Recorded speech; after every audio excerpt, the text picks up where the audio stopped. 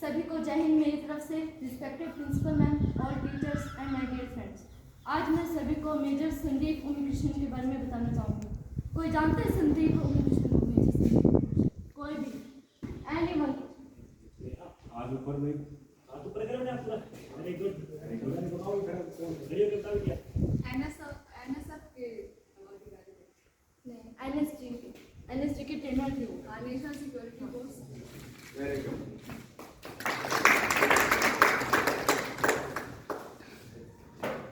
Major Sandeep Unnikrishnan, वैसे हमारे college में कितनी बार ताज होटल के बारे में जिक्र हुआ है, उस पर अटैक हुआ था, तो उसमें जो एनएसजी के कमांडो आए थे उनको लीड किया था मेजर संदीप उन्नीकृष्णन ने। वैसे मेजर संदीप उन्नीकृष्णन को वहाँ भेजा नहीं गया था, वो अपनी मर्जी से आए थे, क्योंकि कभी भी ट्रेनर जाता नहीं है युद्ध लड़ने के लिए, वो सिर्फ युद्ध जो लड़ते हैं उनको सिखाता है। उन्होंने अपने सीनियर को कहा था कि मैं जाऊंगा क्योंकि मैं जानता हूँ, मैंने इनको सिखाया है कि ये किस तरह का युद्ध लड़ सकते हैं, ये उनको नहीं हैंडल कर पाएंगे, मैं जाऊंगा।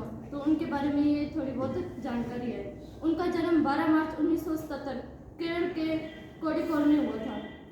उनके पिता इसरो के डायरेक्टर के पर्सनल असिस्टेंट थे। 1995 में इन्होंने एनडी का पेपर दिया था, इसमें वह सिलेक्ट हो गए थे। फिर इन्होंने 3 साल की ट्रेनिंग की थी पुणे में।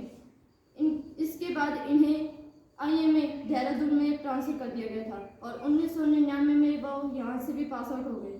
22 साल की उम्र में ये लेफ्टिनेंट बने, जो जहाँ इनकी पोस्टिंग थी 7 बटालियन ऑफ बिहार रेजिमेंट में।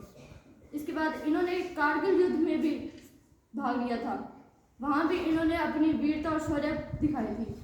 इसके बाद 2003 में ये कैप्टन बने। 2 साल बाद जून 2005 में इन्हें मेजर रैंक दी गई थी।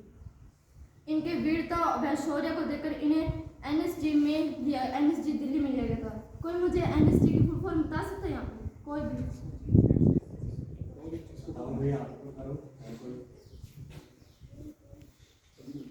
National security guard.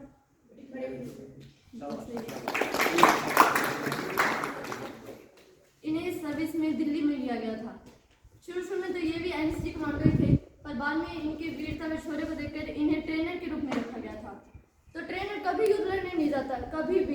इनके जो सीनियर थे कर्नल स्टोर राणा, उन्होंने कहा था कि आपके कमांडो जाएंगे, तो इन्होंने यही बात की कि नहीं सर, मैं जानता हूँ कि ये किस हद तक के युद्ध लड़ सकते हैं, मैंने इन्हें सिखाया है।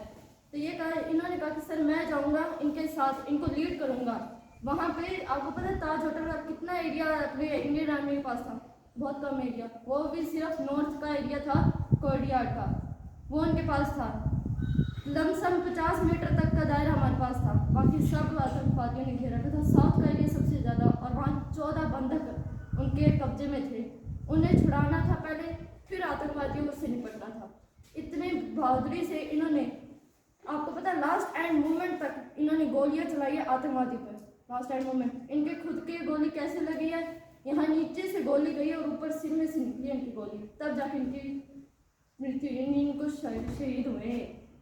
ये तो लास्ट एंड मोमेंट तक ये लड़े हैं। और इनकी मृत्यु हुई थी 28 नवंबर 2008 में, और इनके माता पिता को पता भी नहीं था कि ये युद्ध पर गए हैं, क्योंकि ट्रेनर कभी जाता ही नहीं है, तो इन्हें पता ही नहीं था कि हमारा बेटा गया हुआ है युद्ध लड़ने के लिए। वो तो बाद में जब न्यूज़ में आया और जब इनके घर वालों को सेना की तरफ से फ़ोन गया, तब पता चला कि इनके बेटे अब इस दुनिया में नहीं रहे हैं। Thank you. मैं इस बारे में